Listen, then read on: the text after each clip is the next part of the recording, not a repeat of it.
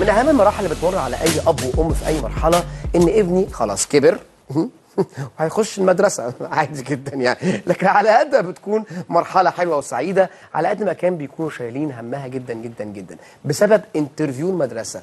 ويا عيني طبعا يفضلوا يجهزوا نفسهم ويستعدوا من قبلها بفتره كبيره، ده غير طبعا كل الضغوط اللي بتكون على الولاد بسبب طبعا خوفهم من ان هم ما يتقبلوش في المدرسه، خصوصا المدرسه هي عاجباهم او صحابهم مثلا في النادي هم موجودين فيها. مش عارف ليه المدارس بقت مصعبه الامور على الاهالي كده قوي بصراحه والاطفال، وازاي اولياء الامور بقى يستعدوا هم واولادهم وينجحوا في الانترفيو. هو ده اللي هنعرفه حالا من ضيفتنا اللي منورانا الدكتوره علا الانصاري، استشاري تميز تعليمي وتربوي. ازيك يا دكتور؟ اهلا اهلا. اخبارك ايه؟ الحمد لله. يعني زمان كان الانترفيو للاهالي خلاص بقى كده، وانت فين وفين وعايز ابنك يعمل ايه وخلاص.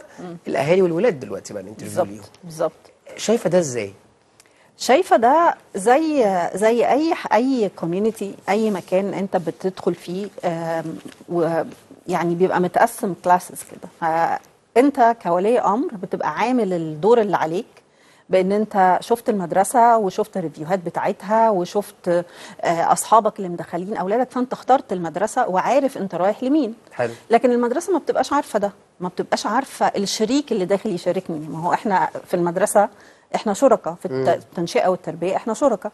فانا من حقي كمدرسه ان انا اشوف اللي جاي متقدم عشان يدخل معايا في الشراكه دي اللي في الاخر هتكون نتيجتها ان ابني يتعلم صح. فانا من حقي كمدرسه ان انا اعمل انترفيو واشوف الطالب ده اللي جاي يتقدم هينفع في الكوميونتي بتاعتي، هينفع بالاهداف بتاعتي، هينفع بالفلسفي بتاعتي ولا مش هينفع. طب ما ممكن يكون يعني لسه مش مؤهل ومفروض بقى دور المدرسه ان هي تاهله بقى، ما هو داخل مدرسه ليه؟ اوكي.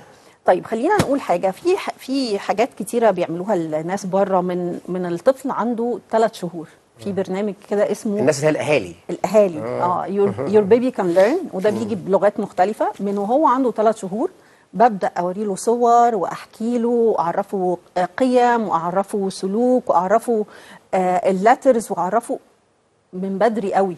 فانا مش هستنى لغايه ميعاد الانترفيو عشان ابدا اقول يلا نتعلم. انا المفروض وانا داخله المدرسه، انا داخله المدرسه عشان ابدا اتعلم العلم اللي هو في الكتب، لكن الحاجات السلوك والحاجات المهارات الحياتيه المفروض الطفل يكون عارفها اصلا وهو من قبل ما يدخل المدرسه.